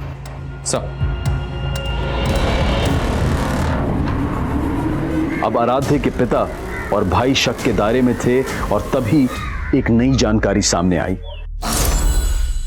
आराध्या का जिस दिन मर्डर हुआ था सर, उसके कुछ दिन पहले से ये आदमी आराध्या के घर के पास मंडरा रहा था। कौन है? आराध्या की फैमिली ने तो उसको आइडेंटिफाई नहीं किया है, पर अपनी एक टीम इसकी पहचान पता करने में लगी हुई है। सर, मुझे आपको एक बात बतानी थी। मेरे पास कुछ दिन पहले एक फ़ोन आया था। हेलो सर, वो फ़ोन एक लड़की का था। इस केस के बारे में कुछ जानती थी, मुझसे मिलना चाहती थी, पर केस तब तक आपको ट्रांसफ़र हो गया।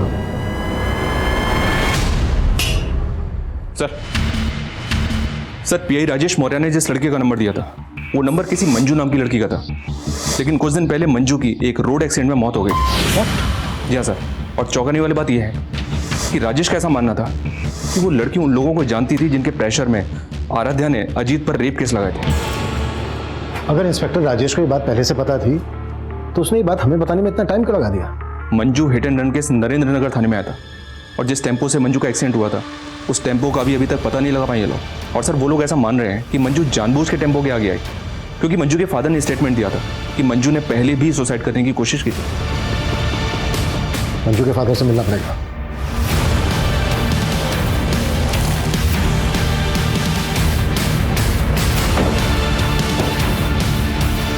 हाँ साहब, ये सच है कि मेरी बेटी ने आत्महत्या करने की कोशिश की थी। लेकिन आपकी बेटी मंजू ने पहले आत्महत्या करने की कोशिश की ही क्यों थी? वो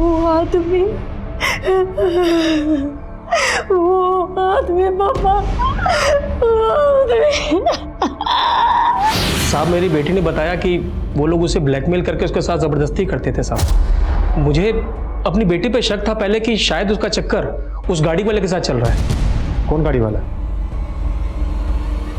क्या वो गाड़ी ब्लैक कलर की थी? जी साहब।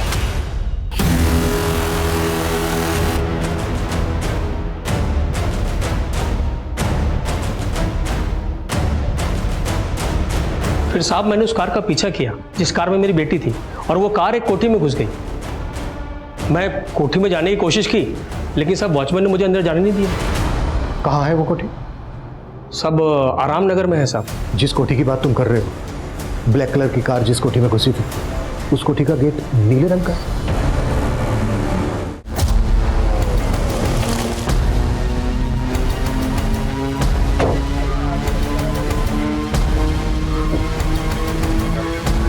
कलर चेंज कर दिया। कौन हो भाई? अरे गाड़ी में डालो इसको। अरे साहब मैंने क्या किया साहब?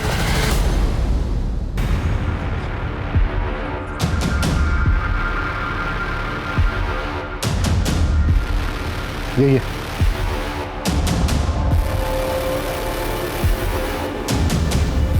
साहब मुझे कुछ समझ ही नहीं आया, वो कौन से व्हील और कौन से कमरे की बात कर रही थी।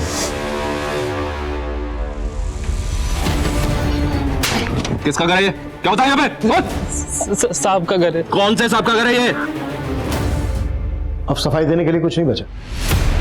बेनामी संपत्ति का वो घर जब्त हो चुका है और तुम्हारा वफादार खबरी मुकेश उठा लिया उसको हमने। मुकेश सब कुछ कबूल कर चुका है। क्या कबूल कर चुका है वो? यही कि मेरे कहने पर उसने उस लड़की को छत पे से फेंक कर मार डाला। हाँ, मैंने करवाया उस लड़की का मर्डर, क्योंकि उस लड़की ने मेरा जीना हराम कर दिया था। मेरा 30 साल का बेदाग करियर खाक में मिला दिया था। लेकिन इससे ये कहाँ साबित होता है कि मैंने उस लड़की का रेप किया? अजीत सिंह एक बहुत ही पावरफुल और पहुंच वाला ऑफिसर था, इसलिए आईडी के लिए यह बेहद जरूरी था कि वो उसके खिलाफ पुख्ता सबूत जुटाए।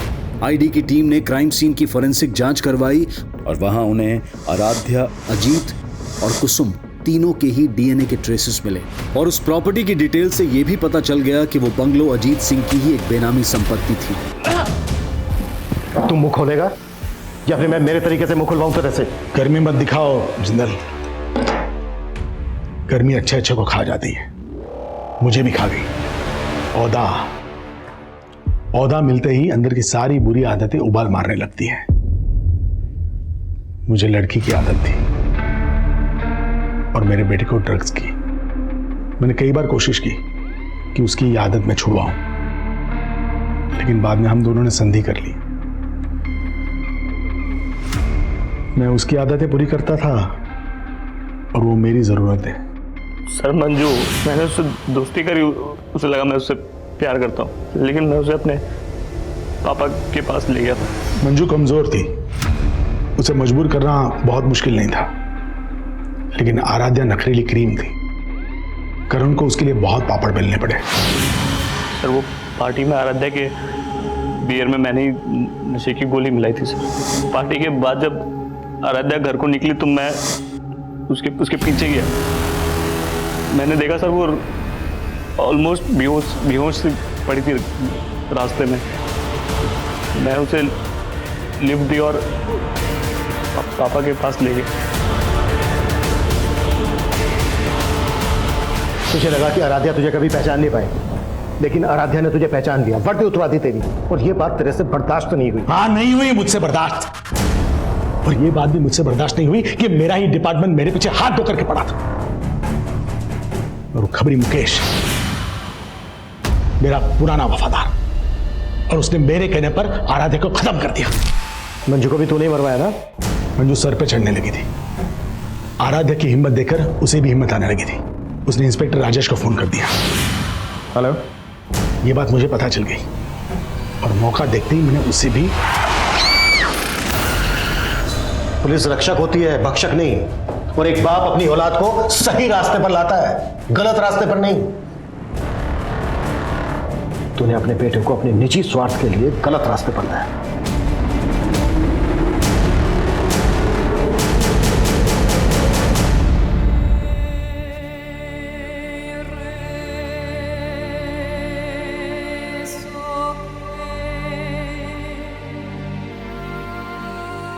आराध्या भले ही आज हमारे बीच नहीं है, पर आखिरकार उसे इंसाफ मिल गया।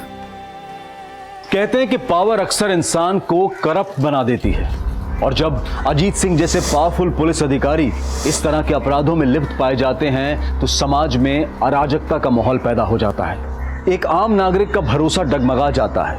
जो सिस्टम उसके अधिकारों को ताकत देने के लिए बना हो, अगर वही सिस्टम उसे कमजोरी का एहसास दिलवाए तो समाज का स्वरूप डरावना हो जाएगा। लेकिन सामाजिक और पारिवारिक स्तर पर हमें भी अपनी सोच में, अपने ख्यालों में वो आजादी लानी होगी जो महिलाओं को एक दबाव मुक्त, एक अपराध मुक्त माहौल दे सके। लेकिन हमें उस सोच से भी बचना होगा जहां बेफिक्री की आदत हमें तमाम फिक्रों में जकड़ लेती है, जैसा कि आराध्या के साथ हुआ। जिंदगी शौक से जीना अच्छी बात है, लेकिन शौक पूरे करते वक्त इतने भी बेखौफ ना हो जाएं कि हमें अपने आसपास खतरे की दस्तक भी ना सुनाई दे। अब मैं अनूप सोनी आपसे विदा लेता हूं। फिर मुलाकात होगी क्राइम पेट्रोल सतर्क में एक और नए केस के साथ। तब तक अपना और अपने परिवार का ख्याल रखें, सतर्क रहें, सुरक्षित रहें और देखते रहें क्राइम पेट्रोल सतर्क। जय हिंद।